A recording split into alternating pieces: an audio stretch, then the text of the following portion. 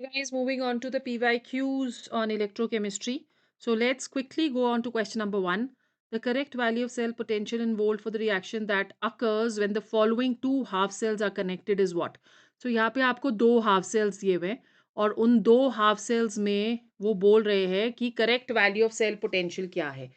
Now अगर आपको formula याद है, बहुत easy question है ये, तो फॉर्मूला आपका आ गया E naught cell that is equal to E naught cathode minus E naught anode. ठीक है. सो जब भी ऐसे क्वेश्चंस आते हैं प्लीज रिमेंबर बड़ी वैल्यू से छोटी वैल्यू को माइनस करना है. तो बड़ी वैल्यू हमारी क्या है यहाँ पे? +1.33. Rather than wasting on time कि वैसे तो आपको यहाँ पे देखने से पता चल रहा है कि ऑक्सीडेशन कहाँ हो रही है, रिडक्शन कहाँ हो रही है, but without wasting any time आप ऐसे क्वेश्चंस में बड़ी वैल्यू से छोटी वैल्यू को माइनस कर सकते हो. So your answer will come 1.33 minus 0.44, which becomes equal to 1.77 volt. So the correct option over here is going to be A. Okay. Moving on to question number 2. The standard electrode potentials E naught values for Al3 positive to Al, Ag positive to Ag, K positive to K, Cr3 positive to CrR. So they've given you minus 1.66, 0.80, minus 2.93 and minus 0.74. The correct decreasing order of reducing power. तो जितनी ज्यादा value होती है ई not की उतनी ही ज्यादा वो oxidising power होती है. नेगेटिव वैल्यू अगर होगी तो वो रिड्यूसिंग पावर होगी. तो यहाँ पे अगर आप देख रहे हो तो सबसे ज्यादा जो है वो किसकी पावर आपको दे रखी है, मतलब आपको यहाँ पे रिड्यूसिंग पावर कैलकुलेट करनी है सबसे ज्यादा. ठीक है. सो पोटेशियम की अगर आप वैल्यू देखोगे, सो पोटेशियम की value is given as 0.80. Okay. So सबसे पहले आ जाता है पोटेशियम. सो पोटेशियम आपको बी और सी में दिया है. Let's go on to the second one. Second जो है आपका दैट इज एल्यूमिनियम, -1.66. ठीक है. सो पोटेशियम के बाद आ गया एल्यूमिनियम और फिर उसके बाद आ जाएगा -2.93 and -0.74. So we will have chromium की वैल्यू हमको दी हुई है कितनी? क्रोमियम की वैल्यू हमको दे रखी है -0.74. राइट.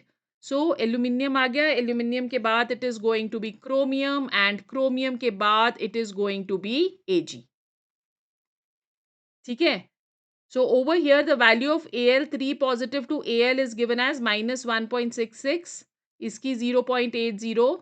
सबसे कम पोटेशियम की हमको दे रखी है -2.93. सबसे ज़्यादा नेगेटिव. और क्रोमियम की हमें दे रखी है -0.74. So this is going to be the trend. The correct option over here is going to be B. Moving on to question number 3. A button cell used in watches functions as following: zinc plus Ag2O plus H2O to give us 2Ag solid plus Zn2 positive plus 2OH negative. ठीक है. और half cell potentials भी आपको दिया है -0.76 and 0.34. Cell potential अब आपको calculate करना है. ओके. सो यहाँ पे ई नॉट सेल क्या आ जाएगा? Once again E naught cell that will be equal to E naught oxidation potential plus E naught reduction potential. This is the formula which we are going to use. So we have over here, which is the bigger value, 0.34. Okay. So 0.34 minus 0.76. आप इस तरह से भी कर सकते हो, 0.76 plus 0.34, क्योंकि मैंने यहाँ पे ऑक्सीडेशन पोटेंशियल पहले लिया और रिडक्शन पोटेंशियल बाद में लिया है. यहाँ आप वही वाला फॉर्मूला यूज कर सकते हो, बड़ी वैल्यू से छोटी वैल्यू को आपने माइनस करना है. ठीक है.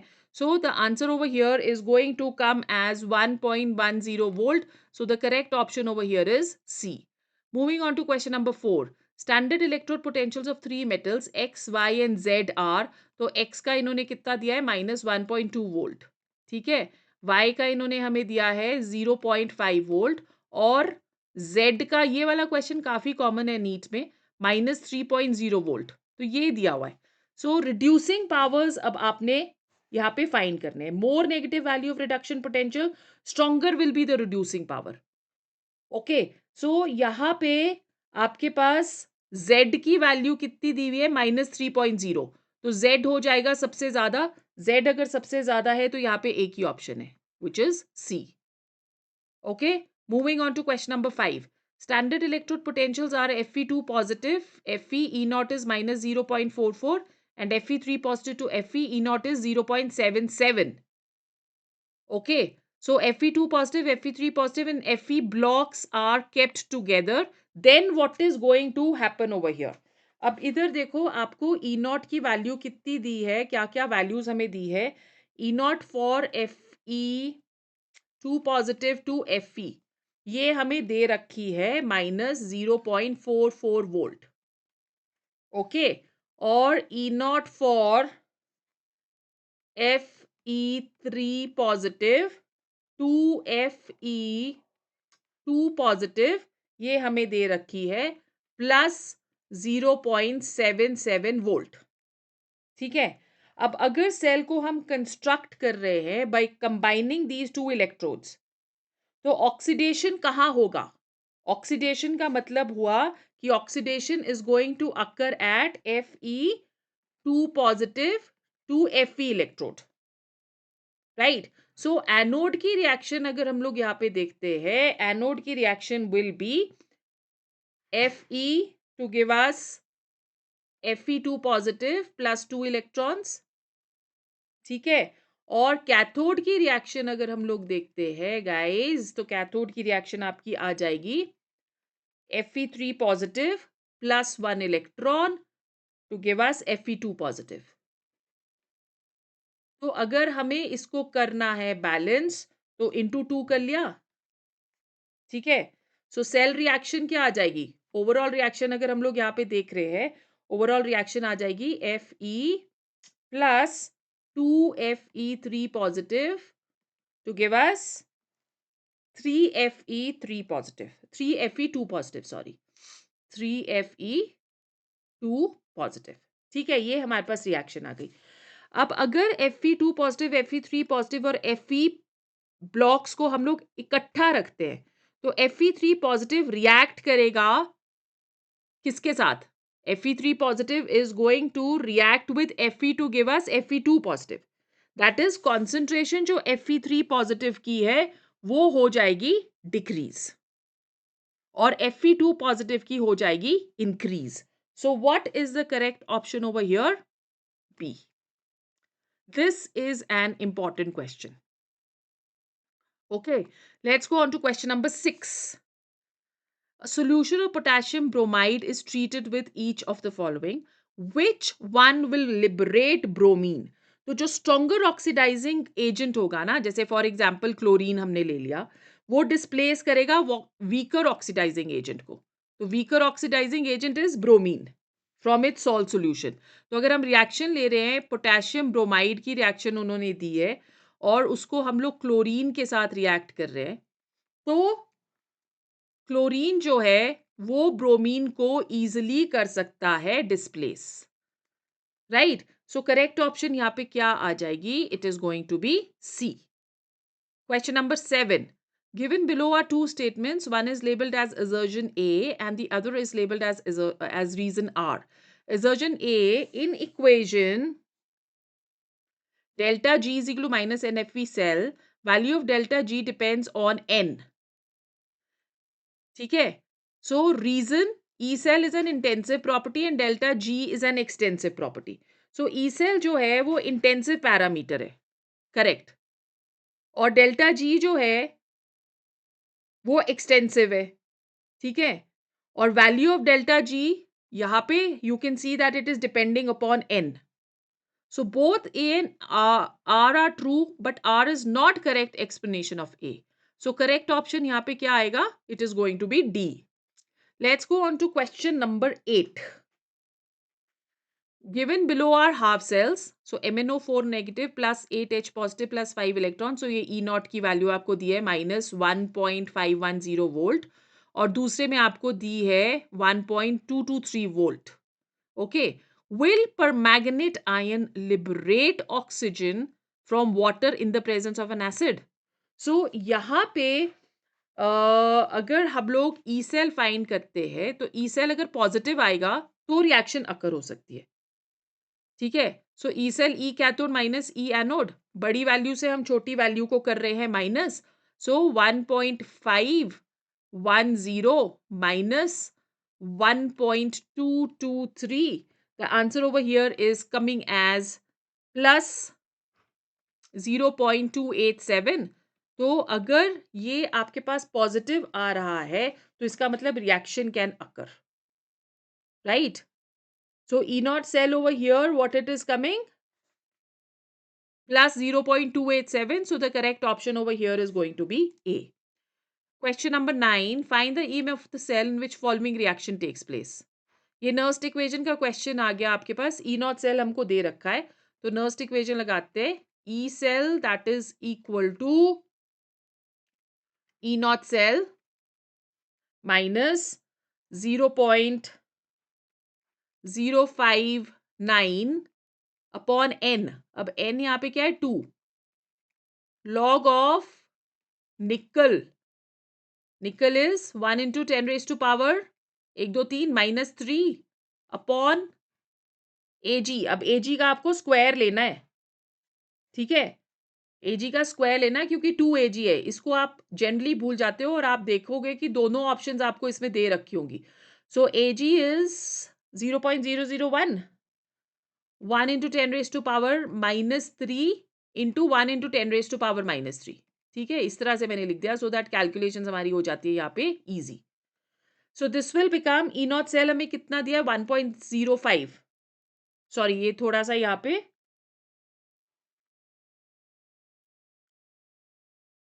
1.05 है. I am sorry, typing error. So E cell that is equal to 1.05 minus 0.0295, ठीक है, log of 1 into 10 raised to power minus 3 हो गया और ये ऊपर जाके 3 आ जाएगा. So it is going to be 1 into 10 raised to power 3 which will be equal to log of 10 raised to power 3. So log of 10 raised to power 3 is going to be 3. ठीक है. So this is 1.05 minus 0.0295 into 3. On calculating we get 0.9615 volt. So the correct option over here is C. Let's move on to question number 10. For the cell 2Fe3 positive plus 2I negative, 2Fe2 positive plus I2, E naught cell आपको दिया है 0.24 at 298 Kelvin. The standard Gibbs free energy for the cell reaction that you have to calculate. तो formula पता है ना क्या है? Delta G that is equal to minus NFE naught cell. Correct. So आपको फाइंड करना है delta G naught that is equal to 2 electron exchanges taking place. So minus 2 into 96500 into 0.24, which becomes equal to minus 46320 joules converted into kilojoules, which will be equal to minus 46.32 kilojoules per mole. So the correct option over here is B. Let's move on to question number 11. In the electrochemical cell ZnZnSO4, this is given. The EMF of this Daniell cell is E1. Conceptual question है ये, ठीक है. When the concentration of ZnSO4 is changed to 1.0 molar, from 0.01 molar हम लोग उसकी concentration 1.01 molar कर रहे हैं और कॉपर सल्फेट की 1.0 से हम लोग 0.01 कर रहे हैं. So EMF आ जाता है E2. From the followings, which one of the following relationship for the values of delta E2? ठीक है. सो हमको रिलेशनशिप देना है E1 और E2 के बीच में. We have to give the relation. So Nernst equation क्या बोलता है? E cell that is equal to E naught cell minus 0.059 upon n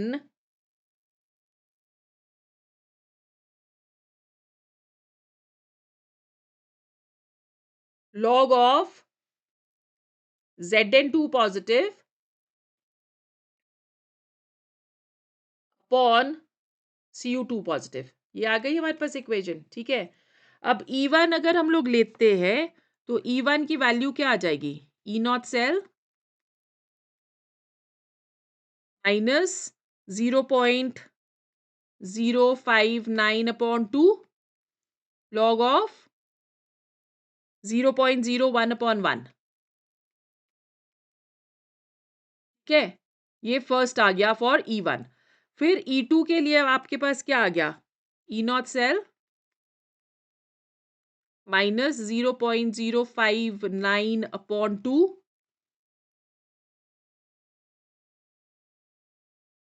log of opposite 1 upon 0.01. So looking at these two equations, जब हम solve करते हैं तो यहाँ पे जो वैल्यू आ जाएगी that is E not plus 0.059, और जब यहाँ पे हम E2 कैलकुलेट करते हैं तो ये आ जाता है E नॉट माइनस 0.059, ठीक है। तो लुकिंग एट दीज टू हमको रिलेशनशिप जो दोनों में आएगा that is E1 is greater than E2. So correct option over here is going to be B. Let's move on to the next question. Question number 12. A hydrogen gas electrode is made up by dipping platinum wire in a solution of HCl of pH 10. Again, this is an important question. And by passing hydrogen gas around the platinum wire at 1 atmospheric pressure, the oxidation potential of electrode would be what?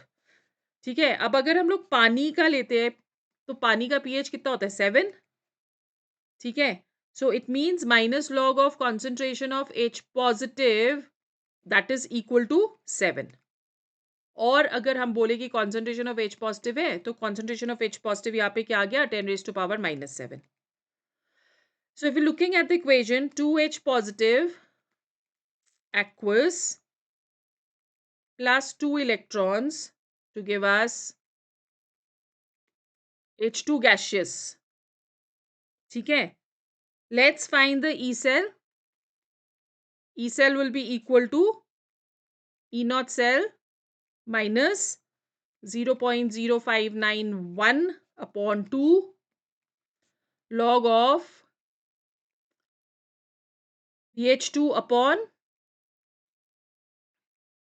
concentration of H positive का square, ठीक है। So E cell over here is 0, sorry E naught cell भी आ गया 0, तो आपके पास ये क्या आ जाएगा? 0 that is equal to 0 minus 0.0591 upon 2 which is 0.0295 log of pH2 अपॉन 10 raised to power minus 7 का स्क्वायर, ठीक है। So you have to calculate pH2 from here. So when you will calculate pH2, तो pH2 की जो value है that will become equal to 10 raised to power minus 14. Okay, यहाँ पे I think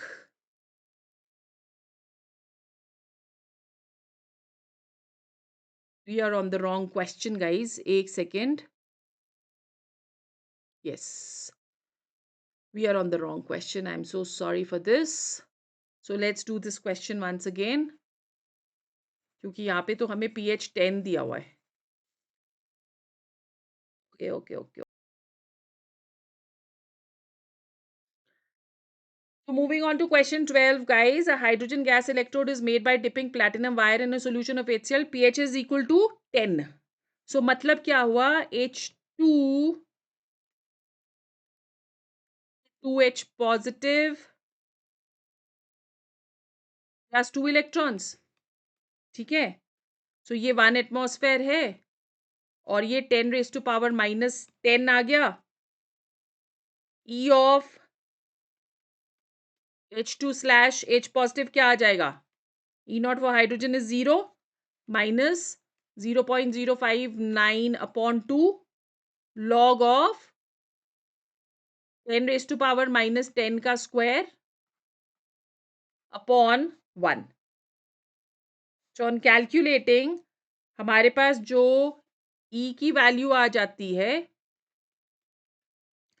that is equal to 0.59. So the correct option over here is going to be D. Let's move to question number 13. The Gibbs energy for the decomposition of Al2O3 at 500 degrees Celsius is as follows. 2 by 3 Al2O3. ये ना question बड़ा simple है but इस पे आपको number of electron exchange जो है वही कैलकुलेट करना है. ठीक है.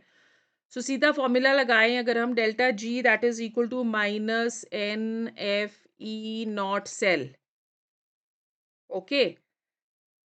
और हमें नंबर ऑफ एल्यूमिनियम एटम्स करके मतलब हमें नंबर ऑफ इलेक्ट्रॉन एक्सचेंज इस रिएक्शन में कैलकुलेट करना है. राइट. सो अगर हम Al3 पॉजिटिव ले रहे हैं plus 3 electrons to give us Al. So there are 3 electron exchange over here. So total number of electron exchange will be equal to 4 by 3. या देखो 4 by 3 into 3. So which is equal to 4. So I think now you can do this question very easily. So E naught की value आपको calculate करनी है. E naught will be equal to minus delta G naught upon NF. So let's put the values 960 into 1000 upon 4 into 96500. On calculating, we are getting this as minus 2.48 minus 2.5. So correct option over here is going to be C. Moving on to question number 14. On the basis of the formation available from the reaction, delta G आपको minus 827 kilo joules per mole of oxygen दिया हुआ है. Minimum EMF required to carry out the electrolysis of Al2O3. इसमें भी इसी तरह से 4 electron exchange होगा. तो डेल्टा जी की वैल्यू क्या आ गई? Minus N F E naught cell. और ई नॉट सेल की वैल्यू क्या आ गई? Delta G naught upon minus N F. ठीक है. सो डेल्टा जी की 827 किलो जूल्स पर मोल दिया हुआ है. सो 827 किलो जूल्स को हम जूल्स में कन्वर्ट कर लेते हैं. Minus 827,000 upon minus 4 into 96500. Okay, so this on calculated we get 2.14 volt. Correct option over here is A. Moving on to question number 15. E naught for cell is 1.10 at 25 degrees Celsius. The equilibrium constant for the reaction is of the order of what? Okay, so Nernst equation के accordingly हम लोग इसको करते हैं. E that is equal to E naught cell minus 0.059 upon 2 log of K. At equilibrium E is equal to 0. तो E naught की value क्या आ जाएगी? 0.059 upon 2 log of K. ठीक है. E naught सेल की वैल्यू हमें दी है 1.1 which is equal to 0.059 upon 2 log of K. On calculating, K becomes equal to 1.9 into 10 raised to power plus 37. So the correct option over here is going to be D. Let's move to question number 16. Molar conductance of an electrolyte increases with dilution according to the equation. Lambda m is equal to lambda m naught minus a under root of c. ठीक है, so this equation is applicable to strong electrolytes. This is the Debye-Huckel-Onsager equation. Which one of the following statements are true? This equation applies to both strong and weak electrolytes. Wrong. Value of the constant A depends upon the nature of the solvent. ठीक है, या it will depend upon the nature of the electrolyte. So this is correct. Value of the constant A is same for both BaCl2 and MgSO4. Wrong. क्योंकि BaCl2 AB2 type है और MgSO4 AB type है. Value of A is same for both BaCl2 and MgOH2. Correct. So only B and D is correct. D is the correct option.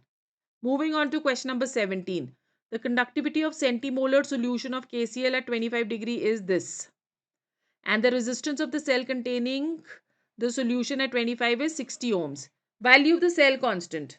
Okay. So इसमें उन्होंने हमें क्या दिया है, कापा दे रखा है ना, कंडक्टिविटी दे रखी है. कापा इज इक्वल टू 0.0210 और आर भी दे रखा है which is equal to 60. What is the relationship? Kappa that is equal to 1/r into G star. G star is the cell constant. ठीक है, or we can say that 0.0210 into 60, that is going to be the cell constant G star. ठीक है, so on calculating G star की value आती है 1.26. so correct option over here is A. Moving on to question number 18. The molar conductivities of 0.5 mole per decimeter cube solution of AgNO3 with electrolytic conductivity of 5.76 into 10 raised to power minus 3 Siemens per centimeter at 298 Kelvin is what? Okay. So क्या formula लगेगा?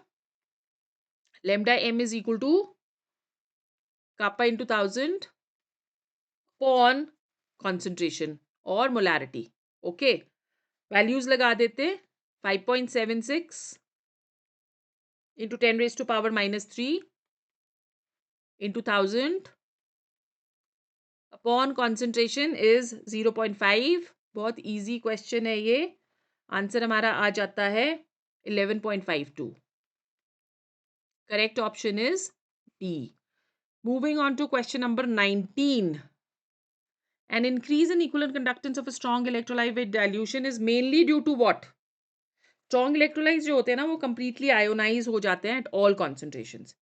So जब हम dilution increase करेंगे तो number of ions जो हैं वो same रहेंगे, बट मोबिलिटी जो है वो इंक्रीज हो जाएगी और इक्विवेलेंट कंडक्टेंस भी हो जाएगी increase. So correct option over here is A. Moving on to question number 20. Equivalent conductance of Ba2 positive and Cl negative ion is 127 and 76. Equivalent conductance of BaCl2. ओ ये तो बहुत easy है. सो अगर आप equivalent conductance BaCl2 की करते हो, what is the formula? It is equal to 1/, equivalent करनी है ना क्योंकि मोलर नहीं करनी है. N positive lambda infinity for positive plus 1/n negative lambda negative infinity. ठीक है, तो BaCl2 में आपके पास Ba की वैलेंसी क्या है 2 इंटू Ba2 पॉजिटिव की हमको क्या दिए 127 एंड प्लस N नेगेटिव क्या हो गया 1. So that will be 76. On calculating, we are getting this as 139.5. Correct option over here is A. Moving on to question number 21. The specific conductance of 0.1 normal KCl solution at 23 degrees Celsius is 0.012 per ohm per centimeter. The resistance of the cell containing the solution at the same temperature is this. अच्छा, अब इसमें भी आपको cell constant ही calculate करना है. Right? So same formula हम लोग लगा रहे हैं. G star that is equal to, अब इसमें ना specific conductance दी हुई है, resistance नहीं दी हुई है, तो formula आपका हो जाएगा specific conductance that is rho upon conductance which is G. Okay. So this is going to be 0.012 upon 1 upon 55. So it will be 55 into 0.012, which is equal to 0.66. So the correct option over here is B. Moving on to question number 22. Mass in grams of copper deposited by passing 9.6487 ampere current through a voltmeter containing copper sulfate solution for 100 seconds is what? ये आ गया आपका Faraday law. Okay. सो अब reaction क्या है? Cu2 positive plus 2 electrons to give us Cu, है ना? So W क्या आ जाएगा? ZIT, first law of Faraday. So weight will be equal to, copper का 63 आता है, 63 अपॉन नंबर ऑफ इलेक्ट्रॉन एक्सचेंजेस 2, ठीक है, इनटू 9.6487 इंटू 100 अपॉन 2 इंटू, अब इसमें फैराडे जो है ना वो आपको दिया है 96487 into 96487. This will be given to you. 1 Faraday is equal to 96487. So that calculations थोड़ी सी easy हो जाए. So this is coming to 0.315. Correct option over here will be B. Question number 23. The number of electrons delivered at the cathode during electrolysis by a current of 1 ampere in 60 seconds. Q is equal to IT. I कितना है? 1 into 60, which is equal to 60 coulombs. ठीक है. Now 1.6 into 10 raised to power minus 19 coulombs is equivalent to 1 electron. So 60 coulombs will be equivalent to how much? 60 upon 1.6 into 10 raised to power minus 19, which on calculations become equal to 3.75 into 10 raised to power 20 electrons. Okay, so the correct option over here is C.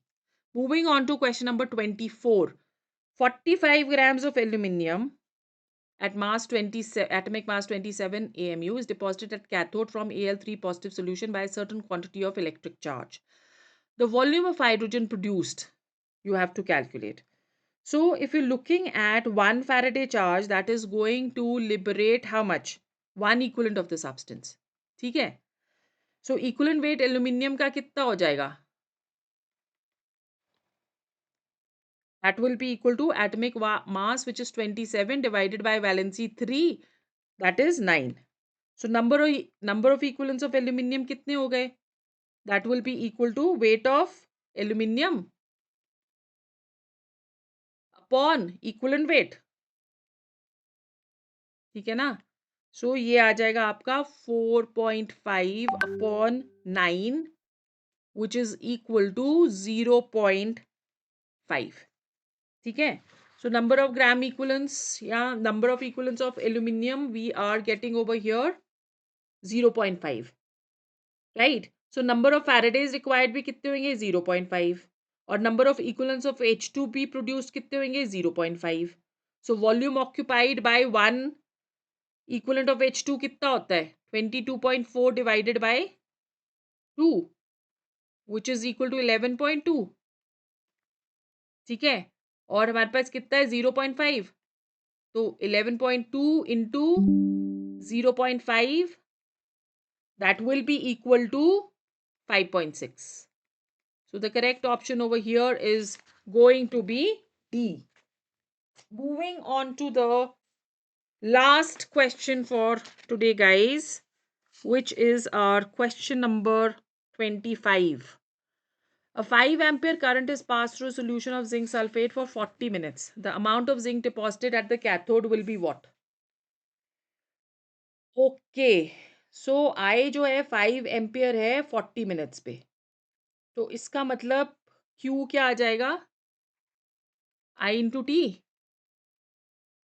I आ गया 5। T आपको कितना दिया है? 40 minutes. सो 40 को हम लोग seconds में convert करेंगे तो 2400 सेकेंड्स आ गया। 40 इंटू 60 इंटू 60, 2400 सेकेंड्स। ठीक है। So amount of electricity produced is 5 into 2400 which is 12,000 coulombs. ठीक है। So if you are looking at the reaction, that will be Zn2 positive will gain 2 electrons to give us Zn 1 mole, which is equal to 65.39। ठीक है, 1 मोल आ गया, उसका wait कितना है? 65.3। Now जब दोनों charges that is 2 into 96500 deposit कर रहे हैं 65.39 gram of zinc, so 12,000 Coulomb's कितना डिपॉजिट करेगा? यूनिटरी मेथड से 65.39 into 12,000 upon 2 into 96500, which is equal to 4.065 grams. So 4.065 grams is D. We are going to start kinetics tomorrow. So just stay tuned.